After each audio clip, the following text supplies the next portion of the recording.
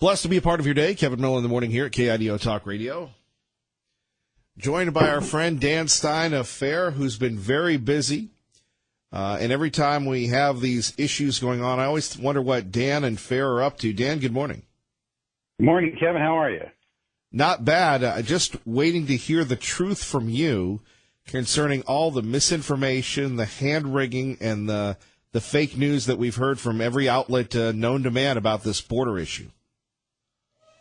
Well, it's interesting because, we're actually talking at a time when there's legislation pending in the House that'll come up probably tomorrow, which would protect American jobs by introducing the E-Verify program. They're adding that back in.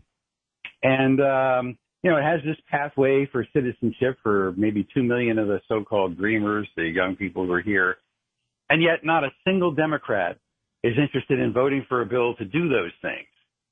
So you have to ask yourself, why should we expect any kind of rational conduct coming from the news organizations that are so closely aligned with the Democrats, which as a party now seem to be very happy to see people run across the border? What's happening at the border, Kevin, is basically the result of clear, set of policy decisions that were made starting in the Clinton administration. When the Department of Justice in the Clinton administration settled with the ACLU to agree to not detain unaccompanied minors for more than 20 days. Well, there's an old adage, you can never do just one thing. If you tell the world that unaccompanied minors have to be released into the U.S., not surprisingly, the traffickers and smugglers all perked their ears up and they said, well, an unaccompanied minor can be 17 years and 10 months old. And maybe they're working with gangs or smuggling operatives. This is a great opportunity to get our folks working in the U.S. And lo and behold, over time, we started to see more unaccompanied minors coming across the border. And then we got Obama when things really went downhill. When they virtually stopped enforcing immigration laws for all intents and purposes, they slowly dismantled it, as we all know, over the course of his 2 terms.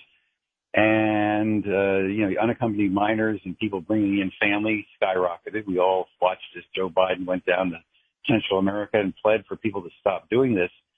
But the root of it has been this settlement under Judge Dolly G, which he then expanded in 2015. She's an Obama appointee, Dolly G, in the Ninth Circuit. And she expanded the settlement to say if you show up with kids, the whole family has to get released in 20 days. Well, this is really hard to imagine what happens when that sort of policy gets put in place, right? From most of my lifetime, you go down to the border, it's young men, 18, 25, whatever, looking for day labor, looking for agricultural work, that kind of thing. The next thing you know, you've got women and children coming across the border en masse, trekking their way through Mexico using coyotes and smugglers and traffickers. This is organized crime, basically. People passing through the safe country of Mexico and then coming in and presenting themselves to the Border Patrol, expecting to be released, given work documents, and disappearing for years, and maybe never showing up for a hearing. And Trump has said, we're going to stop it. We're going to stop it now. This is nonsense. We're going to try to get rid of this settlement. The ACLU, which kind of wants to run our immigration policy, says, well, no, you can't detain families. You can't separate them. Well, the reason they had to be separated was that if you enforce the law of entry without inspection or improper entry, when you incarcerate somebody pending a criminal charge, you can't bring them, you don't have their kids with them. Just like when any American citizen goes to jail, you don't bring your kids with you. And so clearly that set up a logistical problem. And the minors can't be detained more than 20 days before they're turned over to HHS to try to place them with legal guardians. And so we are where we are today. And remember, this whole thing started, Kevin, when a HHS person, Health and Human Services person, was testifying before Congress. And that person was saying, we've got about 2,000 people we have turned over to legal guardians who have not returned our phone calls. And so all of a sudden we heard this, where are the missing children? You remember that? It all started with the missing children. And once it became clear that it was actually illegal alien parents who were here who were refusing to cooperate with HHS, the media, like lemmings, immediately shifted down to this thing about, they've separated children in detention. And this whole thing has turned into insanity. And Dan, now you've got people calling it internment camps, comparing people to Nazis, comparing America to Nazi Germany. And we're so naive, as you've pointed out, who's to, the trafficking goes on, the selling of kids goes on, the slavery goes on, and yet that is ignored for the express purpose of getting these borders opened. Well, I mean, it's no longer even a secret that the agenda of the radical wing of the Democratic Party, George Soros and the ACLU, is the utter and total destruction and annihilation of U.S. immigration controls. I don't think anybody can doubt it. You have a past track record, particularly of the ACLU's litigation strategy for the last 40 years. And, if they could constitutionally abolish the Border Patrol, they would. So why should anybody at this point who has any common sense want to listen to any of these organizations? But, a lot of these stories get ginned up by a group called ProPublica, which is a Soros-funded, Ford Foundation-funded, operation masquerading as a legitimate investigative journalism outfit. It's actually aligned with all the very same foundations that have worked for years, decades, to destroy immigration controls. And they're feeding stories to these reporters. They're taping, and they're misrepresenting what's going on a whole range of immigration policy issues. This is really an existential threat to the stability of the future of the country. And the advocates who are trying to distort what's going on down there have a political agenda.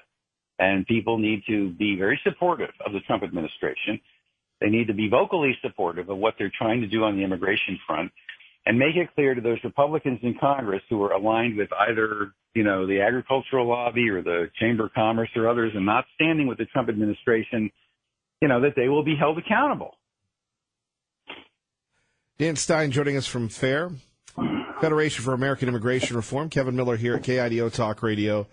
So now, essentially, where are we, Dan? We've got the president standing up. He's got to take a step back, and Chuck Todd, instead of reporting the news on Meet the Press, is doing a victory dance saying he finally retreated. Eric Erickson saying the evangelicals are turning on him, and you're thinking, this is sending the wrong message to the people that we're trying to stop here and those folks coming into the country illegally. We're not even having a fence anymore. We're just, come on in, everybody, because we can't enforce our own laws. Well, I mean, look, these are people who they will not forgive Trump for winning the election. I mean, Eric Erickson, whose political fortunes, I don't understand why these people get any traction on television or anything else. They don't represent anybody, right? You watch Meet the Press. Every week they have Jeff Flake on. The guy's politically underwater in his own state. I mean, he's got like 10% approval rating from Republican voters in Arizona, and he's not running for re-election. Why do we have to listen to what Jeff Flake has to say? All these people who, in one way or another, went out against Trump in the campaign, are happy to join forces with radical wing of the Democratic Party, and that's kind of what NBC now represents, in trying to destroy Trump's administration or his ability to govern. I mean, just think about it, Kevin, the way the media handled the Obama administration through 2008 to 2012.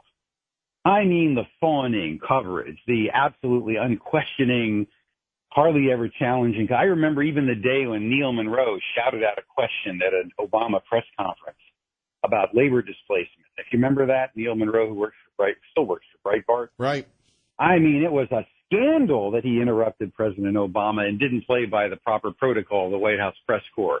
You look at guys like Jim Acosta with CNN, and this obnoxious, rude behavior that we see daily, watching what used to be called the media, but is obviously now no longer that. Their behavior has destroyed the putative objectivity of the media. And your listeners, I'm sure, that's why they're listening to your show. They want to get the truth. And the truth of the matter is, immigration controls have to be enforced in a way to ensure deterrence. There are hundreds of millions of people who want to get into this country today, right now, if they could. If you give somebody political asylum who doesn't deserve it, you're allowing that person to jump in front of a line of millions of people and allowing a cheater to get ahead by making a phony asylum claim. We simply cannot allow people to just show up at our border, having crossed through a couple of safe countries, make an asylum claim, get a court date 3 years later, disappear into the society and never show up. And if those people who object to how Trump is handling it have a better idea, then they need to come forward and explain it. Well, they're just pulling on our heartstrings. And what about this idea of it's all about the children, Dan? And if we don't have compassion for these kids, if we don't give them everything, then we're bad people. Well, this has been a political strategy ever since 2003, right after 9/11, when George W. was standing in the Rose Garden with Vicente Fox talking about amnesty the day before 9/11 hit. After 9/11, all idea of amnesty was dead, right? That was definitely not on the table. So in 2003, Senator Dick Durbin cooked up with some allies this notion of segregating out young people brought here as young people, and came up with the DREAM Act. Never mind that the DREAM Act kids are now ready to retire. They decided they could use, weaponize kids in the immigration debate and try to segment them out as a particular group deserving of our sympathy. And that hasn't particularly worked very well for them, but they've been doing that. And now you see here they've got another population, young people brought here as a result of, frankly, policies that we have promulgated that encourage this kind of behavior at the behest of traffickers. And in order to protect the young people, first of all, Kevin, you have to establish, are these in fact the parents of a child, right? Are they just masquerading as their parents? Do we know for sure if they're not just traffickers pretending to be parents, or maybe they're members of a gang, or who knows what? So unless you can actually establish for certain the identity of the person claiming to be the parent, you may be simply handing over the child to a sex trafficking ring, for example. And this idea that you just accept the proposition that people who have everything to gain and nothing to lose should be able to bring their children here and then demand to come in because they brought their children. Well, what does that mean? Everybody who has children has the right to storm our borders and demand to come in? This is anarchy. This is exactly what the problem has been in Europe, and why Angela Merkel's political career is going to be cut short. As Trump says, why do we want to let the same thing happen? Remember what Obama did. He set up something called the Central American Processing Program, where he said, look, we have full diplomatic relations in Salvador and Honduras and places like that. If you have an asylum claim to make, if you believe you're a refugee, you have to make it at the U.S. Embassy in San Salvador, or for example. And that's where you have your hearing. You're not entitled to just come to the U.S. through Mexico and do it at a port of entry. We don't want a situation where you are giving an advantage to somebody claiming to be a refugee by encouraging them to come to the U.S. first to make the claim, because that's when the whole system breaks down. You only have so much detention space. If you, putting aside the judicial decree on minor children detention, you only have so much detention space. Now, if you're trying to detain everybody who floods into the border until an asylum claim happens, hearing happens, and you only have so many judges, then you start having to release people. And the minute you start having to release people, then it becomes an incentive for people to take advantage of that process. Because remember, in a criminal trial case, speed is guaranteed. The reason the Constitution guarantees a speedy trial for a criminal defendant is that it's usually in the defendant's interest to have the trial quickly. Lots of reasons. Evidence is fresh, all sorts of things. But in the immigration context, a lot of these asylum claims are uncorroborated, self-serving declaration by people who are making all kinds of unsubstantiated claims. Delay is exactly what they want. The longer the hearing is delayed in immigration, often it's the benefit of the alien, particularly if the alien has no colorable claim to admission. So you see why it's important to back up Donald Trump's effort to fly people right back home, make them make the claim in the home country. It's different if the home country is a despotic dictatorship with which we have no diplomatic relations. But that is not the case with Honduras, certainly not the case with Salvador, not the case with Guatemala. We have the ability to see how people are doing and monitor them when they're sent back. At the same time, asylum cannot be a law designed to protect everybody from random civil violence, from gang violence, random criminal gang violence, domestic partner abuse, and all those kinds of things that they're trying to include now as a basis for asylum. There's got to be some state action, Kevin. There has to be some nexus between the assertion of persecution and state action. And you can't just say, well, I don't believe the justice system in El Salvador is going to protect me if I complain about my husband's domestic abuse. Well, anybody could make that claim who's married. Right. That's not what we consider political persecution. Dan, if people want to support FAIR, as we proudly do, what can they do, sir? Well, FAIR is one of those few national voices that brings both expertise and your activism. Join us at fairus.org. That's FAIRUS.org. Dan, keep up the great work, sir. Always great to talk to you, Kevin. Take care. Take care. Dan Stein joining us from FAIR. And speaking of the immigration issue, here is Kamala Harris. You remember her. She's a senator from California. People standing there saying, abolish ICE. Yeah. Is that a position that you agree with? Listen, I think there's no question that we've got to critically re-examine ICE and its role and the way that it is being administered and the work it is doing. And we need to probably think about starting from scratch because there's a lot that is wrong with the way that it's conducting itself, and we need to deal with that. There we have it. Abolish ICE. We'll get your reaction next. Kevin Miller, KIDO Talk Radio. Kevin Miller in the morning. Phone number is 580-5436, 580-KIDO. Getting your thoughts on a variety of issues. Don't forget God and Country tonight. We're going to be fired up in Nampa. Gates open at 4 o'clock.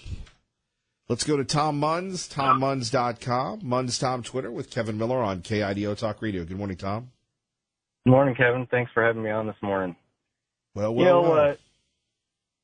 Waters is the perfect segue from my thought this morning, and I wanted to know when we're going to start calling things what they really are. This appears more to be a communist infiltration advocating for revolution, not some disgruntled bunch of Democrats on some issue. When we talk about Paulette Jordan and Brad Little, and some people say, well, I just like what she offers. First of all, that even shows that we're misguided in our principles and the fact that we're expecting somebody in office to be able to offer us anything. Paulette Jordan versus Brad Little is like a version of communism versus neoconservatism. Which do you prefer? And isn't it just a matter of Stalin versus Hitler versus Mussolini, or maybe Martin Luther King or Mandela, or only others that differ by degree? I guess I hear a lot about the fact that we're conservatives, and I truly don't understand why more Americans on the radio are not defining what conservatism means. Because there is neoconservatism, which is self-avowed Trotskyite-style Marxism. And like I've told you before, there are many times when I first started learning about the liberty movement, realizing that I was perpetuating totalitarianism in the name of liberty. And that was mortifying to me. And it obviously caused me to read a little bit more. But my question, I guess, is if Idaho has got this influx in population and we're going to be considering supporting Paulette Jordan, which Trevor Loudon has already exposed as a crypto-communist, we better start defining what it means and to be able to understand that if we're going to define ourselves as a certain class of people, that should be unifying. It shouldn't be dividing.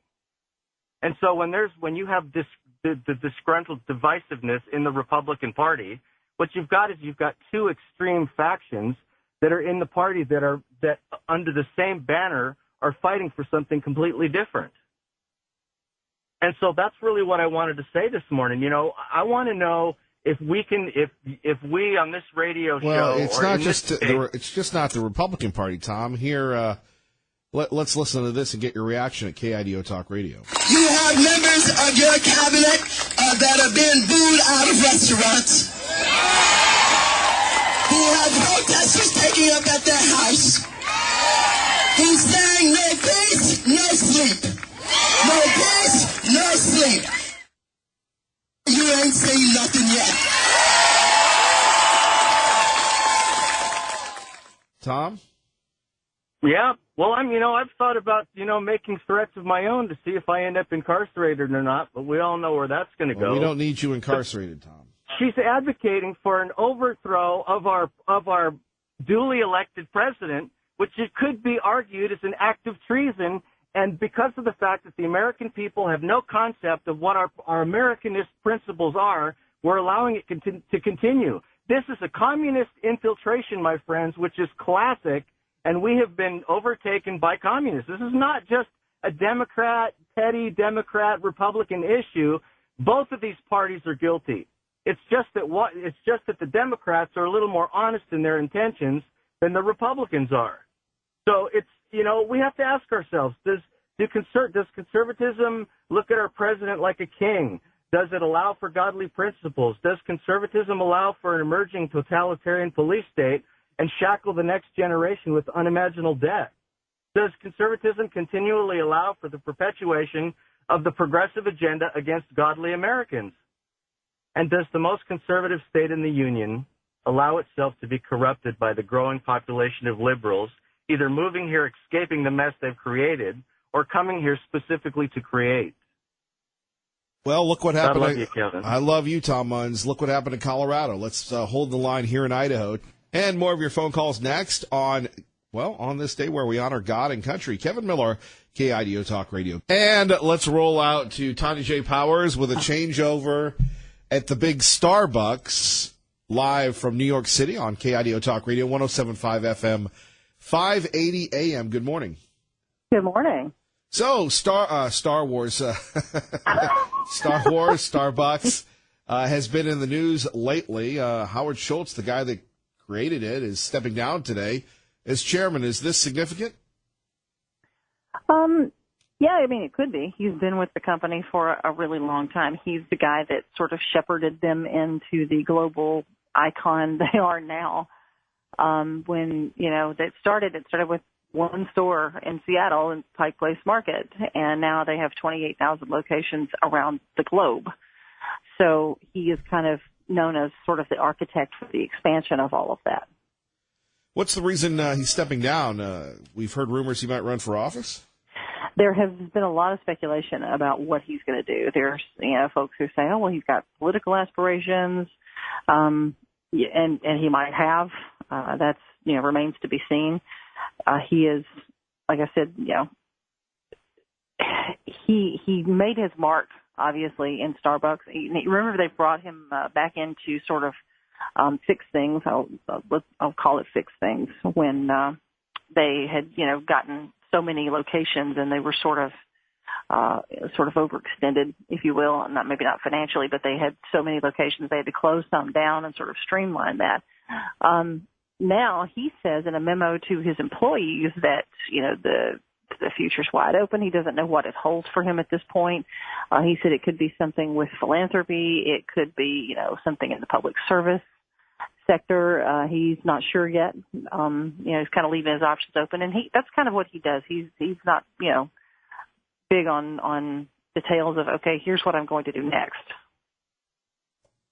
Makes you wonder, and it does. We haven't even gotten to the midterms yet of 2018, and people are already talking about him, talking about some movie stars, talking about Senator Harris. There's a lot going on, and the cycle never ends. At least in New York, it seems to be a little bit more tame than what we have in Washington, where, forget the 24-hour cycle. With Twitter and social media, it's like the 24-second cycle. That is extremely true, actually. Matter of fact, here's a good example of how distracted we get and how quickly we get this distracted. I just turned to a coworker of mine a minute ago and said, wait, whatever happened with those volcanoes in Hawaii? and it just sort of goes to show you're like, wait a minute, that was just, it's so hard to keep up with everything going on because there's so much of the oxygen is taken up by what's going on in Washington, and in other places in the country as a result of what's going on in Washington. And, everything else it's kind of like, wait a minute, when was that just last week? Was that just yesterday? Was that just last month? It's sort of, keeping an eye on it is a full-time job. I love that. Whatever happened to that volcano? The last thing, we were doing was we were daily updates on how this stuff was literally seeping through the earth and taking people's homes neighborhood by neighborhood. And then all of a sudden it's just, poof, and like, wait, what did these people, what happened? Sort of like a story that you didn't finish reading, except these are actual people with their, with their homes and their livelihoods and their businesses. Huh. Tanya J. Powers, until we see you on the trail again, thank you. Absolutely. Thank you. All right, Tom in Nampa, hang on. Let's go to David Ferdinand joining us. Big day for David Ferdinand and the folks at God and Country. Good morning, sir. Today is the day, Kevin. Well, as the you're going to be ambassador, up a while, aren't you? You're right about that. As the ambassador of God and Country, we welcome you here. It's going to be a big night, and a lot of planning has gone into this. A lot of planning. It usually takes a year and a half to get these things, planned. And, of course, then It's called Executing the Plan tonight. Gates open at 4:00, begins at 5, all the way through with all the great musical entertainment. And of course, our speaker for this year, Nick Vujicic, who has a tremendous story, born with no arms and no legs. And what a story he has to tell. You're going to get to meet him tonight and everyone that's at the Ford Idaho Center for the, can you believe it, Kevin, 52nd annual God and Country Festival. That's a lot of history, a lot of tradition, and certainly many years go into it. Now more than ever, we do need a festival celebrating God and country. For people that aren't familiar with the festival, maybe it's their first time here in Idaho, why should they head out tonight? This is an opportunity to really bring your family. This is a family-friendly event. It is totally free. We have sponsors and donors that raise several $1,000s to make this thing, just an incredible celebration of God and country. To look back at the founding of our country, not as a pageant, but as a celebration of music and of speakers and honoring our military, honoring our public servants, doing things that we get to do in this country. Not every country would do what we do, and this started out really, Kevin, kind of part of the flavor that's going on in this country today. More of an anti-country, an anti-America. But this really says, now, wait a minute.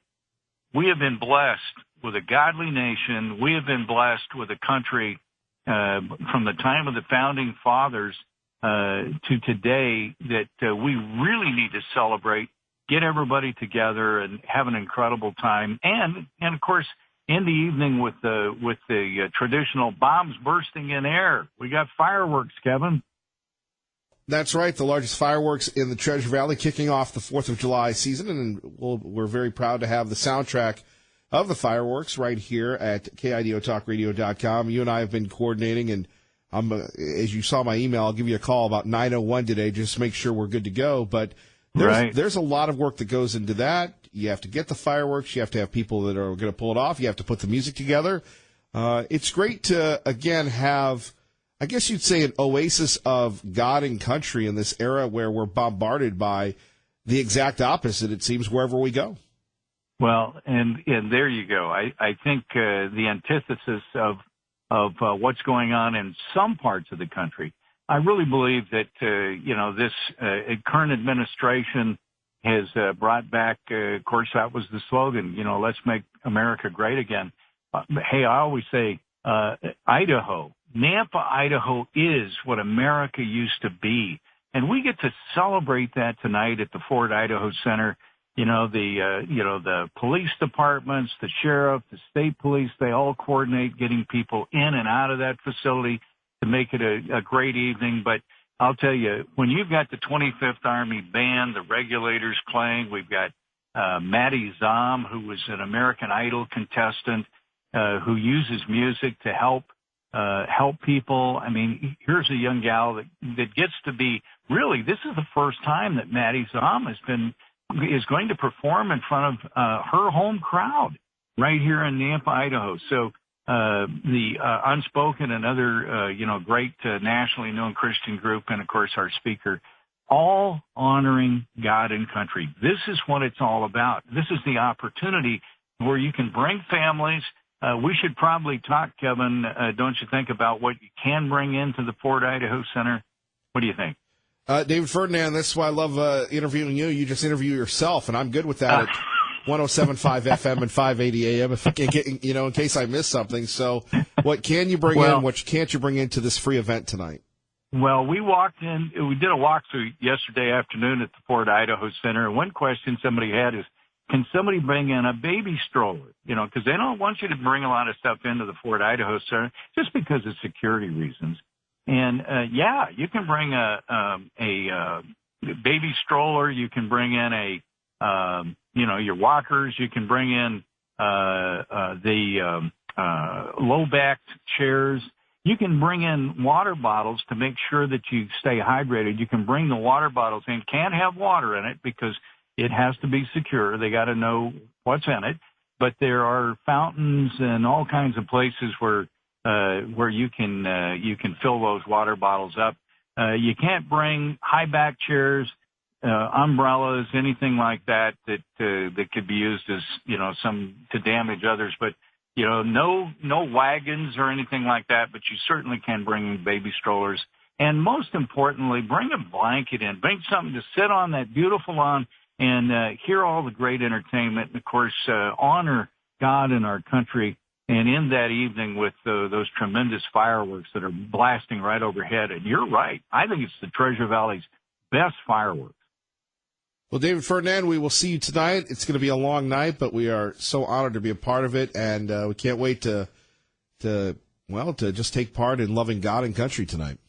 And it is Tuesday, not Wednesday night this year. Tuesday night. That's tonight. Thanks, Kevin. Thank you, David. Take care.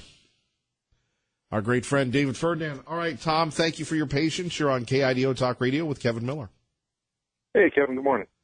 Good morning, sir. Interesting parallel. I was a history major in school, so I look at things screwy from normal people. Maxine Waters and their rhetoric reminds me of the Democratic Party back in the 1850s that led to the Kansas-Missouri border war. Democrats didn't come out too well in the 1860s. They lost the damn war. So they responded with a bunch of white-sheeted, night-riding yellow bellies. She seems to be following the same course. Wow. This is a friggin' Klan without the sheets. They harassed, they terrorized, they brutalized. And nobody seems to, they refuse service because of somebody's politics. Is that different somehow from refusing service because of somebody's skin color? Well, they sued people for refusing service because of their lifestyle. Yeah. I mean, it's if you refuse to bake a cake, you're a bad person, but if you refuse to serve people food, you're a good person. You're a hero. What's up with that? Yeah. I do have one thought that may, it's kind of an old-fashioned idea, but it may help with the whole immigrant thing. I looked up online the total population of Honduras, since we're getting a lot of Hondurans across the line here. It's 9.4 million. According to the State Department's website, we got about 1 million Hondurans living in the States now, 600,000 of which are undocumented. Why don't we just annex Honduras? We could save them the walk. It might actually be cheaper if they were U.S. citizens and not refugees. And we ain't had a good dose of Yankee imperialism in decades. Let's just, we'll hold a plebiscite. We can probably hold a plebiscite here in the States and get enough votes of their total population. Right. And let's just annex the place. Bring back Yankee imperialism. Damn straight, Skippy. We'll make Central America great again. With a capital A in America, by God. That's right. We got Honduras, we got Nicaragua, we got Salvador. We can, and definitely get the Republican Party busy on voter registration. Tom, thank you. We'll make them. The new states will be red states. Yeah, right. We'll have to, yes, and obviously we'll have some Americanization classes back from your days of studying history, too. Yeah. Like I said, we ain't had some imperialism in a long, long time. Maybe it's something whose time has come again. Flashback imperialism. There we go. Yeah. See you at the thing tonight. All right, Tom, take care. Great call there from Tom, of course, tongue-in-cheek. Phone number's here, 580-5436, 580-KIDO. The president last night was in South Carolina. We are urging the president to come here to the Gem State. Now, we hope that people will once again glom onto our idea, but we wanted to make sure that you came up with it, which you did, and we We just think that Idaho deserves a presidential visit. Phone numbers here, 580-5436, 580-KIDO. Two things we are talking about, this issue involving the folks coming in, and then you're having Maxine Waters saying, the Trump people, they should have no peace anywhere they go. And back to what Tom said, how can you get prosecuted for refusing service, and that case goes all the way up to the Supreme Court, and you get hailed as a hero for refusing service when it's a conservative? You really don't know the Bible. God is on our side. On the side of the children. On the side of what's right. On the side of what's honorable. On the side of understanding that if we can't protect the children, we can't protect anybody. Let's talk about protecting the kids next, shall we? Kevin Miller, KIDO Talk Radio. And rocking and rolling this morning. Thank you, Ray Amaya. Phone numbers 580-5436. 580-KIDO. People have been very critical of the administration. And back to the comments of Maxine Waters, where she said this. You really don't know the Bible. God is on our side. On the side of the children. Now, let's take that point because people have condemned the president's policy that has been in place since Janet Reno. Now, that doesn't necessarily make it right, but you're not going to get this anywhere else. You're not going to get this on any other radio station. You're not going to get this outside of Sean Hannity or Lars Larson or Glenn Beck. It's common sense conservatism. Look, we are compassionate. We love children. But who in their right mind when it comes to protecting their kids would ever take a chance of being separated from their kids? We read about tragedies that happen all the time and the regret, but in their right mind, who would take it? Would you ever take a chance of being separated from your kid? Well, if it was bad enough, if I had to flee the terrorist, well, the bad things going on in Mexico, in Honduras, in Nicaragua have been going on for years. The persecution has been going on for years. What they're trying to do is to break our will, to break the United States of America. If you don't like going somewhere, and maybe it's California, we'll give you the example, and no one's speaking English, then don't support the president. Well, that's racism. No, it's not. It's cultural. A country cannot survive without a common bond, a common language. And instead of absorbing these folks, they're absorbing us. And to come into this country and to the people that are our nobility. And that's the person working 1, 2, 3 jobs that worry about their kids and their grandkids. The money that you're paying in taxes isn't going to fund America. It's going to fund the people that are coming in illegally. That's what's happening. We have to, how many of us would love to feed the needy? I think we all would. But then we have to look at our own folks, our own resources, as finite as they are, and say, well, if these government programs are going to these folks, it's taking away from the American people. Now, the libs, the self-loathing, hate America crew that they are, they're all about that. They want the transfer of wealth. They don't love America. And to charge people with being anti-Christian. Now, these people had a choice to come to America, and they knew the consequences. What they're doing is blowing up the law. This is Obama 2.0. We'll talk a little bit about it next. Whose side is God on this one? First, traffic and weather together at KIDO Talk Radio. Good morning. And don't forget, KIDO Talk Radio, 107.5 FM, 580 AM. Your home for Fox News on the radio. Good morning.